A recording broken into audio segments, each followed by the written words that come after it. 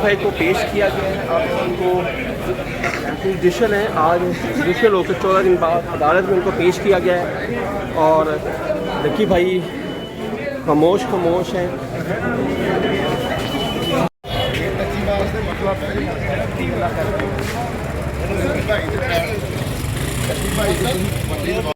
वो चलेगी वीडियो मसला फयाज में बताइएगा, आज जुडिशल रिमांड खत्म होने पे अदालत में पेश किया गया है और दोबारा कब इन्हें पेश किया जाएगा? बहुत शुक्रिया। दोबारा 20 तारीख को पेश किया जाएगा। ये रूटीन का एक मैटर है, हर 14 दिन के बाद जुडिशल रिमांड जो है वो एक्सटेंड होता है। तो पिछली दफ़ा 22 तारीख को पेश किया गया था, अब 14 दिन पूरे में, तो आज 6 अक्टूबर को पेश किया गया है और 20 तारीख को पहली दफ़ा पेश किया। जहाँ पे मुझे बताइएगा फयाज भाई, चलान के हवाले से क्या खबरें हैं, कब तक अभी तक वो जमा करवा दिया गया है या आपसे कोई कॉपी वगैरह आपको मिली है इस हवाले से? नहीं, अभी हमें कॉपी वगैरह नहीं मिली। एक्सपेक्टेड है कि 1-2 दिन में शायद इस हवाले से कोई पेशरफ्त हो, लेकिन अभी हमें उसकी कॉपी नहीं रिसीव हुई। चलान के हवाले से कुछ चीज़ें आपके ज़हन में चल रही हों?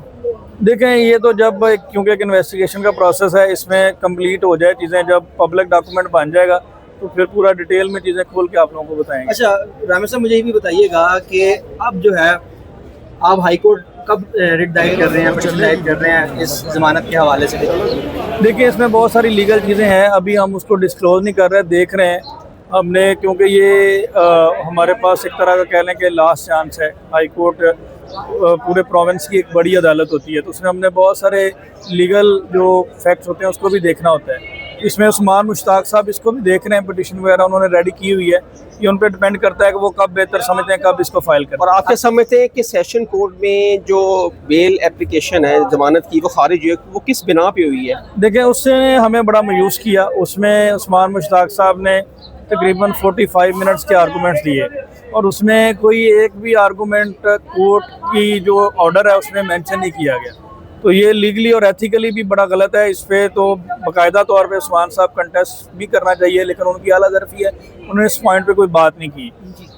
जब कोई एडवोकेट अपने आर्गूमेंट प्रेजेंट करता है तो कोर्ट बाउंड है इस चीज़ की कि कम से कम उन्हें ऑन रिकॉर्ड तो लेकर आए। तो जो उन्होंने 45 मिनट्स के आर्गूमेंट्स किए हैं उन्हें ऑन रिकॉर्ड नहीं लेकर आए। वजह सिर्फ यही है कि अगर उनके आर्गूमेंट इतने स्ट्रॉन्ग थे और इतने वैलिड थे कि अगर आप उसको ऑर्डर शीट में लेकर आते तो दैन फिर इस बिल को डिसाइड करना ऑनरेबल कोर्ट के लिए मुश्किल हो जाना था। उन्होंने अपने उस हेस्टी मैनर में दिए गए डिसीजन को जस्टिफाई करने के लिए जो है वो उनके आर्गूमेंट मेंशन उसमें नहीं किए और एक रूटीन मैटर में 1 पेज का ऑर्डर किया है जो कि जिसकी कोई बेस नहीं बनती। और उसमें अखलाकियात, शरीयत और इस तरह की चीज़ों को डिस्कस किया गया जिसके लिए फेडरल शरीयत कोर्ट मौजूद है। इन अदालतों ने कानून के मुताबिक चलना होता है, लीगली उसमें कोई चीज़ ऐसी नहीं। अच्छा, मुझे आज के दिन के हवाले से बताइएगा कि अभी आपकी लकी से मुलाकात भी हुई है, किस तरह का उनका नेचर था आज? ठीक थे? कैसी तबीयत उनकी आज? देखें, ये तो सवाल जो है ना वो बनता ही नहीं है कि एक बंदा जेल में है उसकी तबीयत कैसी होगी। डेफिनेटली तो परेशानी होगा, सफ़र कर रहा है, लेकिन ये है कि उसमें काफ़ी ज़्यादा सब्र है। वो अपने इदारों पे पूरा रिलाई कर रहा है कि उसे पाकिस्तान की जुडिशरी के ऊपर पूरा एतमाद है, हमारे इदारों के ऊपर पूरा एतमाद है कि वो इस बात में बिलीव करता है कि वो पाकिस्तान के इदारों से ही उसे इंसाफ मिलेगा। अच्छा, एक और चीज़ सामने आई कमरे रूम के अदालत के अंदर, कुछ लोग फुटेज बना रहे थे, इस पर लकी ने खुद मना किया कि यार ये काम ना करो, ये फुटेज वगैरह जो है यहाँ ना बनाओ, अदालत में ना बनाओ, मेरे लिए बाद में मसला हो जाएगा। जी बिल्कुल, ये बेसिकली इसमें इस पे कोर्ट प्रोसीडिंग के दौरान कोई इस तरह की फुटेज बनाना, ये प्रोसिक्यूटर जनरल पंजाब ने इसके ऊपर एक नोटिफिकेशन जारी किया हुआ है कि जब कोई अक्यूज पर्सन कस्टडी होता है तो आप उसकी इस तरह से नहीं बना सकते। तो वो डेफिनेटली जो जेल रूल्स हैं उसकी भी वायलेशन है। तो इसलिए उन्होंने कहा कि मेरे लिए कोई, क्योंकि वो ऑलरेडी सफ़र कर रहे हैं, पूरी फैमिली सफ़र कर रही है, तो इसलिए उन्होंने कहा कि मेरे लिए मज़ीद कोई मुश्किल इस पॉइंट पे ना बने।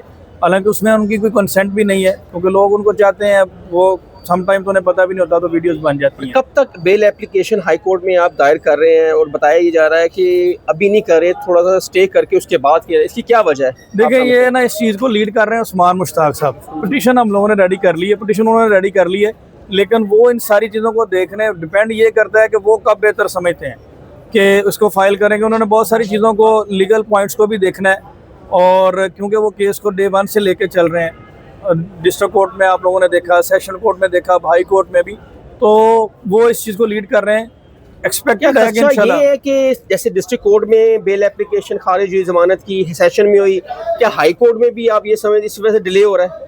नहीं, ऐसा नहीं है, ऐसा नहीं है।